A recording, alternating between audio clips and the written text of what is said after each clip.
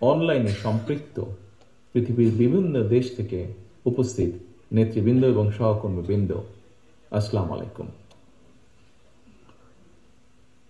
বিশ্বের বিভিন্ন দেশে বসবাসকারী প্রবাসী বাংলাদেশী যারা প্রবাসে থেকে দেশের রাজনীতির সঙ্গে নিজেদেরকে সম্পৃক্ত রাখতে চান, বিএনপির সদস্য হতে চান, বিএনপির সদস্য পদ নবায়ন করতে চান, তাদেরকে আনুষ্ঠানিকভাবে দলের সদস্য হিসেবে অন্তর্ভুক্ত করে নেবার জন্যই বিএনপি কার্যকর একটা উদ্যোগ গ্রহণ করেছে আজ, এবং এরই অংশ হিসাবে আজ উদ্বোধন হচ্ছে বিএনপির ওয়েবসাইটের মাধ্যমে অনলাইন পেমেন্ট গেটওয়ে সুবিধা।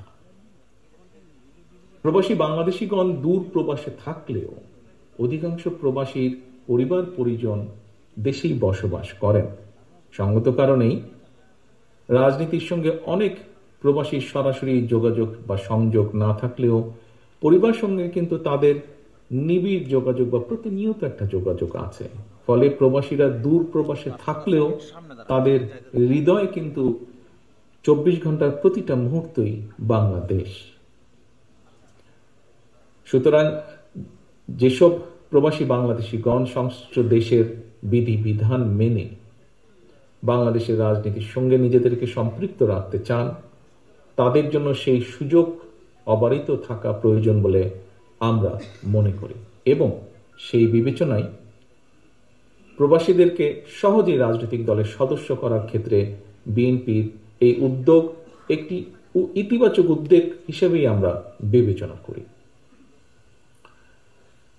উপস্থিত সম্মানিত নেতৃবৃন্দ, অতিথিবৃন্দ, প্রিয় সহকর্মীবৃন্দ, বিশ্বের বিভিন্ন দেশে কম বেশি প্রায় 1.5 কোটি প্রবাসী বাংলাদেশি বসবাস করছেন। চাকরি কিংবা পেশাগত কারণে অনেকে যেমন প্রবাসী হয়েছেন, ঠিক একইভাবে বিগত 15-16 বছরে কেউ কেউ ফ্যাসিস্টের রোশনালা পড়েও প্রবাসী হতে বাধ্য হয়েছেন।